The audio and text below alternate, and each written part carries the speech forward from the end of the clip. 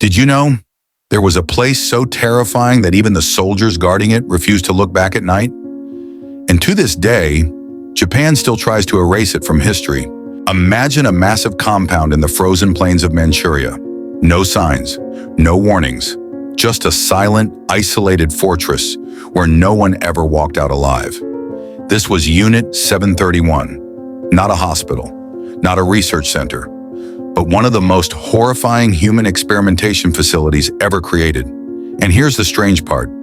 After the war ended, almost no one was punished. In fact, many of the scientists got new lives. Some even worked in the United States. Welcome to the piece of history no one likes to talk about. Unit 731 was led by Shirō Ishii, a brilliant but dangerously ambitious military doctor. His mission was simple and insane: create the most powerful biological weapons in the world. To do that, he needed test subjects, a polite term for something far darker. Chinese civilians in Manchuria were arrested without proof, labeled as spies, then sent here. No trials, no records. Their names erased the moment they entered the gates. The Japanese military called them maruta, logs. They called them logs because inside the facility, they weren't considered human anymore. Inside the compound, the research was something even horror movie directors would refuse to film. Some of the confirmed experiments from military documents and eyewitness testimonies. 1. Extreme temperature testing. Captives were exposed to freezing conditions to see how the human body fails in cold.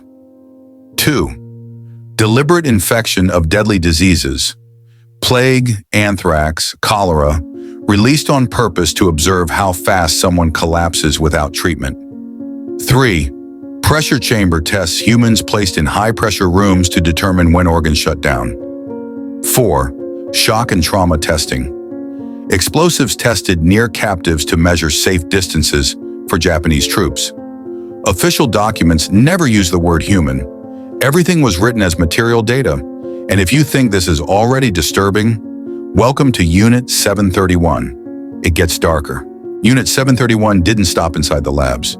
They brought their experiments to real villages. Historical reports show that Japanese aircraft dropped flea bombs infected with plague onto Chinese towns. Not to win battles, but to observe how fast diseases spread in real human populations. Scientists watched from a distance, taking notes, as if they were studying insects. Except they weren't. They were watching people. Thousands died, including children. After Japan surrendered in 1945, the world expected trials similar to the Nuremberg trials. But that never happened. Why? Because the United States realized Unit 731 had something valuable: biological warfare data. Human experimentation results no other country had. And in the early Cold War, the US thought, if we don't take this data, the Soviets will. So what happened? The US gave Unit 731 scientists full immunity in exchange for all their research and data. The world got scientific data that could never be collected ethically, and the scientists got to retire peacefully. Pretty great deal. Well, great for everyone except the victims. After the war, the facility was blown up, documents were destroyed, soldiers sworn to silence, families of victims were never officially acknowledged.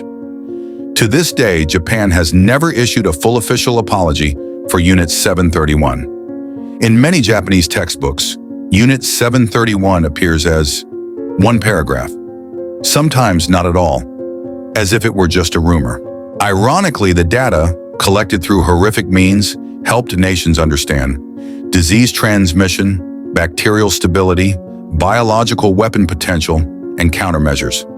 Experts call it science built on the ruins of morality, because Unit 731 isn't just a war crime, it's proof that science without ethics becomes something monstrous. So, if you ever wondered, what is the darkest chapter Japan tried to erase? It's Unit 731, a place burned to ash, buried under silence, and protected by governments who preferred knowledge over justice. And maybe the scariest part isn't what they did, but how easily the world let them walk away. If you have any thoughts about this story, feel free to leave a comment. And if you'd like to follow more history like this, you can subscribe to the channel.